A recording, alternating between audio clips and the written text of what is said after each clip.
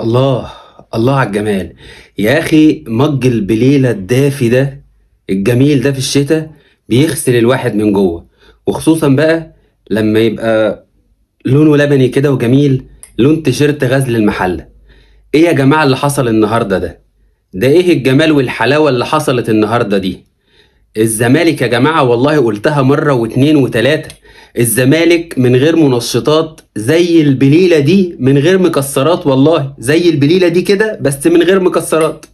يا حسرة، ايه اللي حصل فيكم النهاردة ده؟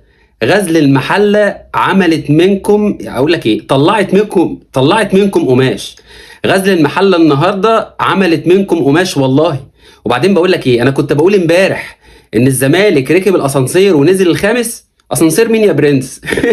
ده النهارده غزل المحله حطهم على اول الزحليقه وهوب سلام. انت كده نهايه الجوله الزمالك ممكن يبقى سابع تامن هو ورزقه بقى، بجد والله.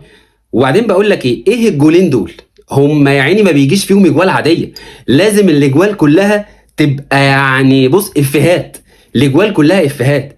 ايه الجول الاول ده؟ ايه اللب ده الواد حطها لب في المحله، نزلت هنا في 100 عقبه. والله الكرة نزلت هنا في 100 عقبة يا جماعة، مش بهزر والله. والجول التاني ده ايه الكباري والانفاق اللي مفتوحة في دفاع الزمالك ده؟ في ماتش الاهلي كان عبد الغني، والنهارده بسم الله ما شاء الله رؤى. ايه يا جماعة، هو انتوا كل مرة هتضحكونا اكتر؟ ايه الجمال ده؟ ايه الجمال والحلاوة دي؟ اهو كده الواحد يعني يلعب ماتش البنك الاهلي واحنا لا مؤاخذة كده فايقين ورايقين. والله العظيم ثلاثة عملتوا معانا أحلى واجب. بس أقول لك إيه، والله العظيم يعني بدون هزار، ربنا بجد ربنا عدل. ربنا عدل. ما هو مش معقول إن رئيس نادي الزمالك يطلع بقاله كام يوم، بقاله كام يومين، بقاله كام سنة عمال يسب في خلق الله، وشطف يا عيني الواد كهربا وغسله شتيمة هو يا عيني وأهله، وما سلمش منه برضو الخطيب، ومفيش حد سلم منه.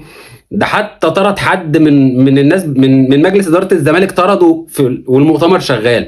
والله العظيم اللي بيحصل في الزمالك يا جماعه ده ذنب كل الناس دي. الواد كهربا ده ذنبه.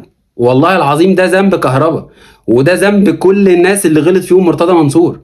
ما هو مستحيل اللي انت بتعمله ده، ما هو مش بعد كل اللي انت بتعمله ده وربنا هيكرمك انت وفرقتك. انسى يا برنس، انسى ان ربنا هيكرمك انت وفرقتك بعد كل اللي انت بتعمله ده. وبعدين ما هي قناة الزمالك نفس النظام، نفس المواضيع. والله يا جماعة بيتكلموا في حاجات ما ليها علاقة بالكورة، حاجات ملهاش علاقة بالكورة خالص. وبعدين يا كابتن ميدو، انت طالع تقول قبل كده قبل ماتش الاهلي، قال لك الزمالك مش هياخد القلم التاني بعد القلم الاولاني من بيراميدز. طب عد معايا، انت خدت قلم من بيراميدز وخدت 3 شلاليت من الاهلي، والنهارده كرباجين ورا يا اسطى عدالة. اقول لك ايه ولا ايه؟ يعني ايه يا جماعة ده؟ وفيريرا، يعني انا عايز اسال سؤال بس، هو فيريرا النهارده كان ماله؟ يعني كان في لزق هنا وبلاستر وبتاع، هو في ايه؟ هو مرتضى منصور بعد ماتش الاهلي زنقه في حيطه ونزل فيه ضرب ولا ايه؟ ايه ده؟ الراجل جاي عيني مضروب. الراجل ده مضروب يا جماعه والله. الراجل ده مضروب، الراجل ده كده جاي النهارده غصب ومضروب، ومدينه يا عيني 3 ماتشات. يعني بيديله الامل كده في 3 ماتشات والثقه في 3 ماتشات. 3 ماتشات مين؟ ده النهارده ممكن يطير. ده كده النهارده فيريرا ممكن يمشي من المحله كده على طول.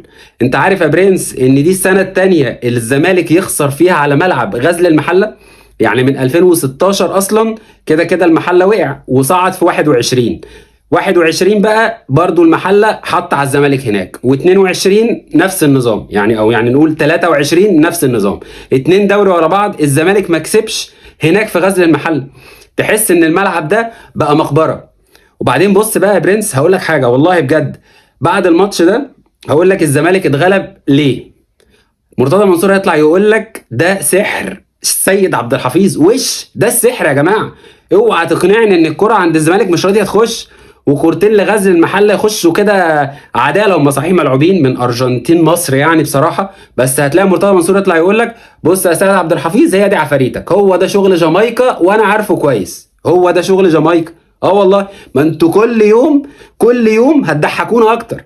هتسيبوا مشاكلكم كلها وصفقة الأسلحة الفاسدة سامسون على إبراهيم نضاي، كل دي صفقات مضروبة وفاسدة، وانت يا عيني مش قادر تواجه جمهورك بيها.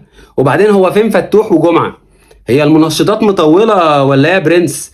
ما انا بقول لك الدنيا دي بص دايرة، والله العظيم دايرة. كل البلاوي الزرقاء اللي اتعملت هتعود عليك وعلى ناديك في الاخر. والف الف مبروك يا رجالة، واللهم بلا شماتة.